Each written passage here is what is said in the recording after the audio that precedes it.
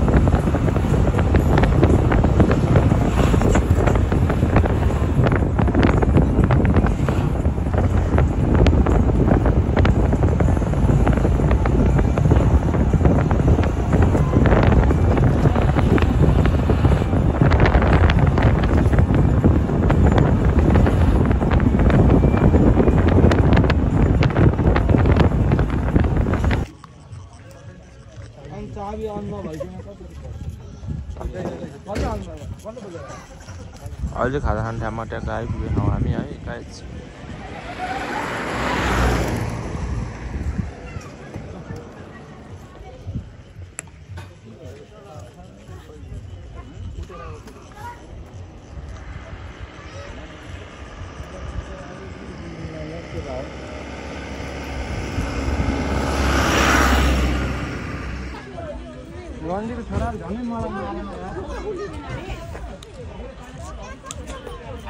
ठुलो एक्सिडेन्ट भएछ गाइज।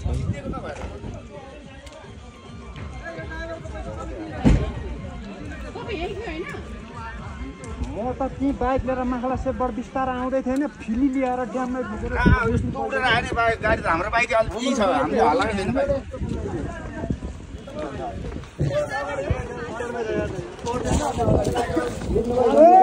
अब खतम भयो। गाडी स्पिड भइरहेको थियो, ओभर ब्रेकै लागेन। मान्छे के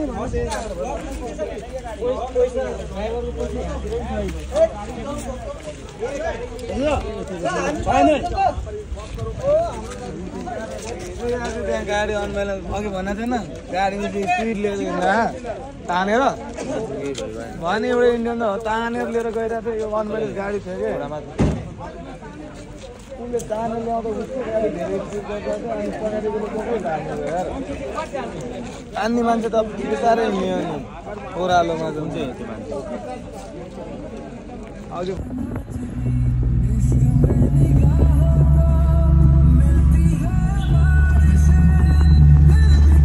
हेटौँडा आइपुग्यो। हेटौँडा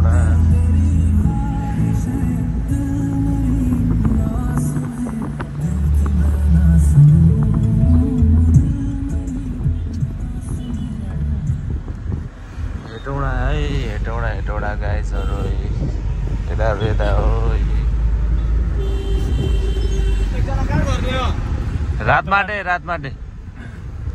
झर्ने हामी बजार आइपुग्यौँ हेटौडा बजार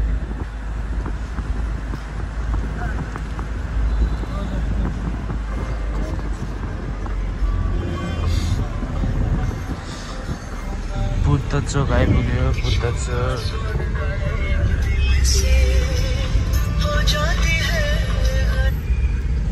हेलो बुद्ध चोक हेलो हेलो सर नमस्ते हजुर सर नमस्ते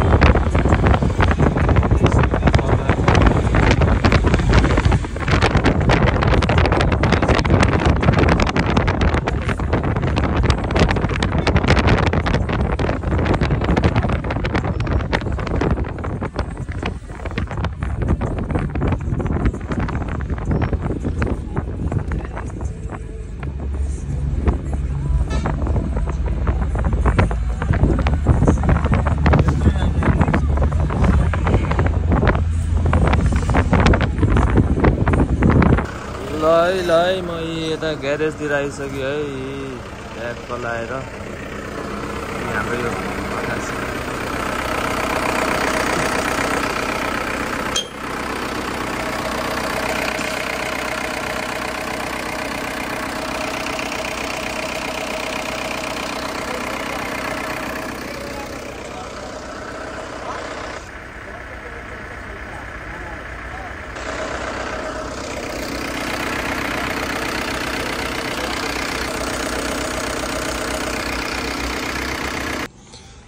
सो गाइज आजको लागि यति नै हुनेछ गाइज है अब म सिमरातिर आइसकेँ गाइजहरू अब आज यति नै हुनेछ बिच बाटोमा दुर्घटना भएछ मैले त्यहाँ एउटा सानो क्लिप हालिदिएको छु खोइ के बिग्रिएको गाडी खोइ के भन्दै थिएँ त्यहाँ मैले सानो क्लिप हालिदिएको छु त्यो हेर्नु होला एउटा इन्डियन गाडी रहेछ अनि हुन चाहिँ खाली रहेछ एकजना मात्र ड्राइभर मात्र रहेछ तर त्यसलाई नि त्यो मान्छेलाई नि केही भएन ठिक त ठिक भयो मतलब अब बिग्रेको गाडी बनाएर ल्याउनु पर्ने अब त्यतिकै तानेर खोइ के गरेर ल्याएछ त्यहाँ सानो क्लिप हालिदिएको छु हेर्नु होला सो गाइज आजको लागि यति नै हुन्छ हस्त नमस्कार।